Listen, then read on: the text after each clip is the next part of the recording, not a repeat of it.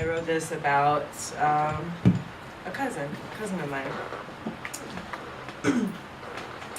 When I was young, I was oblivious to a lot of things. Like most parents do, they did what they could to shelter me, but being a curious kid, this wouldn't be easy. There are things we're never taught to prepare for, things that we never think will strike us, things like depression, things like how depression can possibly lead to suicide.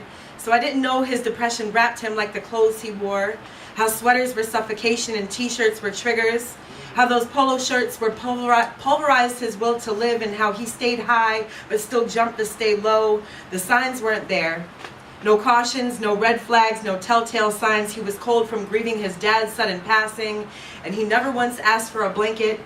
Never once did anyone believe that he needed anyone to believe that depression was like breathing water, and air was like insufficient funds, a bank account in the negative, and no happiness to deposit into his savings to make that balance positive again. He wanted to walk home one day after school, only never to return. He went missing for weeks until his body washed up on a shore in Maine. I was 13 when I got the news. He was 18. Eyes on graduation, not death. A future to live, not a burial in his future. My father told me to stop crying when my mom reported the unimaginable. Imagine me hysterical. Mom tried to comfort me while dad told me, now that's enough. I didn't know I would grieve someone I didn't know. My only memories are of his bar mitzvah, how the kids danced to early 90s music, how he read his Torah portions so fluently, no pauses, his parents so proud, their firstborn, the start of their legacies.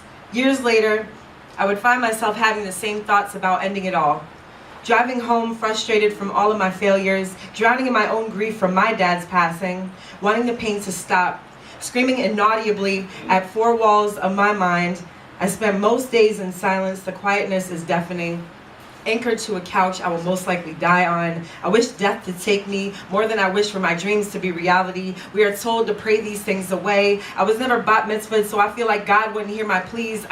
My prayers anyway. I feel like he ain't listening to me when I asked him to take my breath away when asthma strikes my lungs and I can't breathe. Why can't I just leave? And then I think about being 13 and when he was 18.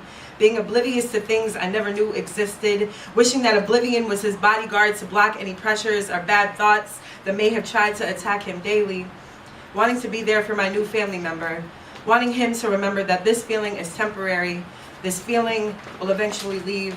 I just wish he could have stayed. Thank you. Wow.